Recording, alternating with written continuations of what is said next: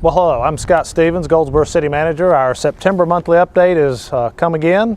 We're a day or two behind, but a lot of good information going on in the first week of September, and we wanted to make sure we had an opportunity to capture that and share it with you. You know, the first news for me, I guess internally I'd like to talk about is our assistant managers. It was reported in the News Argus September 8th. We talked about 2 assistant managers, and I think our reporter did a nice job of covering the facts, but I also know in talking with people in the community, there's at least some concern about why in the world did I create a second city manager within Goldsboro. First off, while I did create an additional assistant manager position, we now have 2. I haven't created an additional position. I just want to share that from a financial standpoint, the difference in cost to the city is around $10,000 on an annual basis. So there is some additional cost to have 2 assistant managers versus having 1 assistant and then a development services director. But as the article indicated, we created two positions, promoted 1 gentleman internally, hired a lady from outside that appears to be really fantastic for other reasons, and then we've eliminated our development services director position. So we haven't created an additional position, and the overall cost to the city for those 2 positions is just around $200,000, similar to what it was before with 1 assistant and a development services director. I do think in the reorganization it'll do several things for the city. We've moved Randy Guthrie and given him responsibility, who's been our development services director, given him responsibility for public works, public utilities, engineering, downtown development, recreation, and travel and tourism.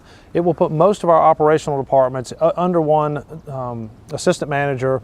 Randy's got a great rapport with the staff he had worked with before. It has moved him away from most of those staff, but he's well respected by the other departments and will give us some redundancy in the terms of the operational side of the operation and more redundancy from department head to the assistant manager level, and I think good for Goldsboro in the future. Our other assistant manager, Angel Wright Lanier, comes to us with a background of working with the City of Raleigh for almost 10 years and a granting company called eCivitas for the last several years. And we've given her responsibilities for human resources, the Paramount Theater, community affairs, our IT department, planning, and then inspections.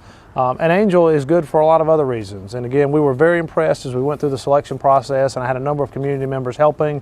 2 of the 4 candidates really stood out, and I think for Goldsboro it provides some redundancy in our leadership and some redundancy should one of them disappear or a department head move on or retire, and help us be better able to serve the community at a very marginal cost, in that $8,000 to $10,000 more per year. So we'll talk more about that and you'll hear more from us, but I did just want to reassure the community we've not added an additional $100,000 salary to our payrolls. We have just shifted duties and then eliminated another similar position. Some other good news for Goldsboro this past first week of September was our Tiger Grant. We had talked about that before. The city applied for a grant of $16.5 million. The Tiger Grant, a federal program, it was a local match of $5.4 million. We were announced last week that we did receive $10 million of that $16.5 million request, and so while we're still working through the details of that, what we believe it will do is let us take $12.5 million and make a very substantial investment in downtown and projects we've talked about for several years. Those projects that we believe have been funded and that we'll talk about as we have more detail are our Center Street project, continuing what we've done or something similar in front of City Hall for 3 blocks south. So that will carry it down almost or just beyond our police and fire departments. So those 3 blocks of Center Street. And then from Center Street, we would hit Walnut Street and come Walnut Street to Carolina Avenue. And then it would circle the streets of Carolina, Mulberry, I believe it's Chestnut and George. As you circle Union Station, there's some work to do, some streetscape work along all of those corridors as well, which was included in our grant application. And then finally in the grant application, what we believe has been funded is our transfer center. It is here on the Union Station site. As you face the station, it would be to your right. And again, that's our Gateway Bus Transfer Center. We have some state and federal funding in place. This provides the balance of that funding so that that project can move forward. We do have that site plan and building plan almost completely designed and ready to go to construction. Our streetscape project for Center Street is closing in on the design of it, although we need to add the 3rd block and try to catch that up. That's not been in the original project we've talked about for the past several months. And then the Union Station building is almost another $8 million in grant funds that we believe was not funded. So the actual Union Station building, while we don't believe it's funded, the roof here has been secured some years ago, so the site is not deteriorating. And then the area around us in terms of parking, I think, is included in the grant. And again, as we have more information on that, we will share it with you. But we're very excited for Goldsboro and downtown. I do want to congratulate our mayor and appreciate his effort of working on the political side, because he made a lot of contacts on Goldsboro's behalf. And I do want to thank Julie Metz, our downtown development coordinator, who, while there are lots of people putting parks into the grant application, she is the one that spent many, many hours putting that together and talking with folks in DC over the years, trying to make our grant better and better. And again, really a good news story for Goldsboro, and we look forward to, as we have more information, involving you and sharing you in what's going on here. A couple of other things going on in the city. We have implemented comment cards, and I hope you see a picture of a comment card that we'd like you to take a look at. They're throughout a number of buildings, City Hall and our Parks and Rec facilities for sure. They're available online. I'd like you to, when you have an interaction with us, good or bad, to please share it. We use that feedback, we share it with our staff, and we want to know where we're meeting your needs and where we can do a little better. The first batch of cards we pulled out, a dozen or so, maybe a few more, have all been very positive comments, and I want to thank our employees for that. The interaction people are having, whether they came to City Hall with a problem or not, their interaction has been a good interaction. And so I really want to thank the employees for that, and I certainly, to the community, expect that you ought to expect that out of us. Even if we can't say yes to everything you're asking, we should be professional and polite and treat you with respect, and we're working hard to do that. So thank you to the employees, and again to the community. Please let us know how we're doing, good and bad, because we do look at those comments and take them very seriously. We've talked about our building at Spence and Ash, the former Arts Council building. I would guess you noticed through August that building disappeared. The council had received an offer on that building some months ago of $500,000, which they rejected. I'm pleased to report at this point we've had an offer of $600,000 that turned into an offer of $630,000 with a counter offer, to have another counter offer that we've received at $700,000. And so we are still going through the upset bid on that site, but at $700,000 we get back all the money we put into that site. And I think that is what the council said when they went into this project many years ago, that they expected they could do the study, and if the site didn't work, sell the site for what they had in it. So they're going to get back, at least based on the offer we have, what they paid for the site and then what they paid to tear down the building. And what we won't get back that's been part of that project cost is the actual study for the Air Force Museum. And I think we've still gained a lot of valuable information, and I would say the study we may have done with or without a site to know the viability of that in our community. So we feel very good about that, and we'll see if that's the end of our upset bid process. But we do have a $700,000 offer, and we're very excited to have that as well. We've talked recreation, and I just want a few reminders there. We have a dedication of our Stony Creek Park coming up September 19th at 11 o'clock. We would invite anyone that has an interest in Stony Creek Park to please come out and be supportive of that. There have been a lot of volunteers, from people that gave land to our Stony Creek Alliance, who dedicated hours and hours and hours over the last 8 to 10 years trying to make that park a reality, to a number of people on the disc golf course and the dog park and other areas, the master gardeners and all others who've spent time and effort within that park to come out and celebrate it. But the park, while a continuing work in progress, I think, because it's a large area, is certainly much better today for those in the community that choose to use it, and we want to go ahead and celebrate that on September 19th at 11 o'clock. Tennis courts at Herman Park Center under construction. We're resurfacing the courts and putting new lighting, again, to be done in early October, but the courts are out of use in September, and we hope to have them back together in early October.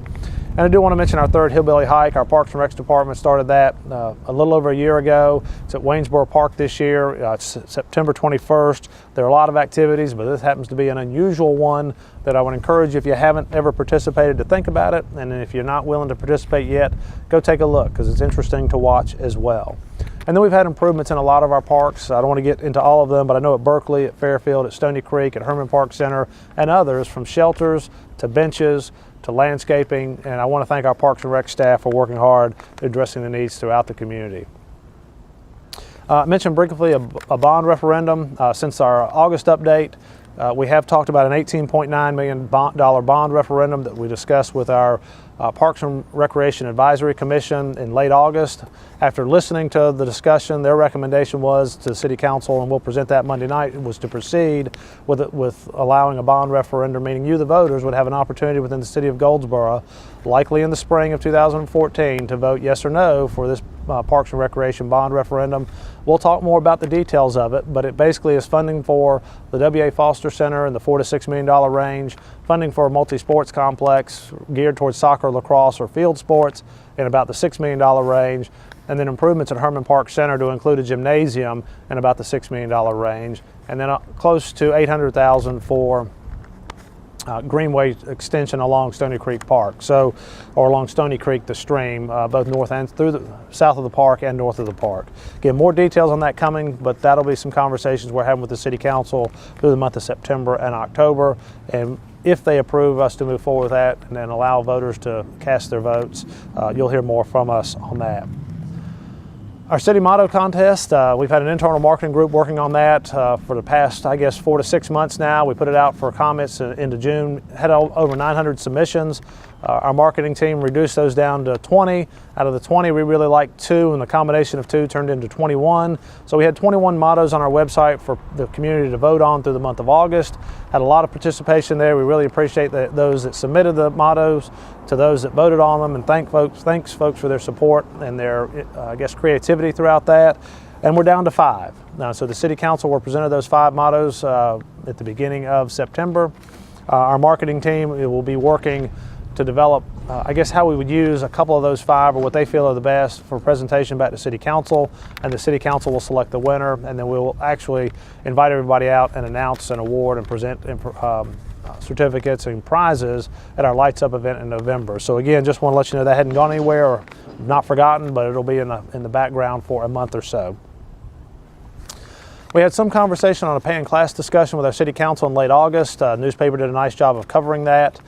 We're trying to make sure that from an employee side and market that we're not getting behind and losing good employees to other communities that would be competitors for us because we haven't kept our pay scales current. And in going through that study, by and large, our pay scale seems to be pretty good. There are some particular job functions that would move up, none that would move any significant distance down, but it's comparing cities within an hour of us. So when you talk about who are our market comparables, I believe most of our employees would have the ability to drive an hour for a higher paying job doing the same work in another community. So that was really our market. We're the towns within an hour of us. The consultant that we hired was the Mercer Group. I think they've been very good at listening to our employees, listening to the management, and then presenting it to City Council. Right now, the council is considering adoption of their report. If they adopt the report, what it would mean for employees is some employees would have a new minimum of their pay grade. They would move to that minimum. For all other employees, there would be a 2% raise, and all those changes would happen January 1st, 2014. Again, all of that is subject to council approval, and the cost to do that is $525,000, which is a lot of money, but it's $525,000 really over a 2-year period. It's about 1.5% in salary increases over a 2-year period. So while it is an increase, it's not a unreasonable increase in the type of business that we're in and over a 2-year period. We've developed, I guess, trying to take ideas or bring things to Goldsboro that we think are good. And one idea we saw when we visited Shaw Air Force Base was going into a hotel. When the door closed, you had a very nice thank you to the military and recognition that you were in a military community.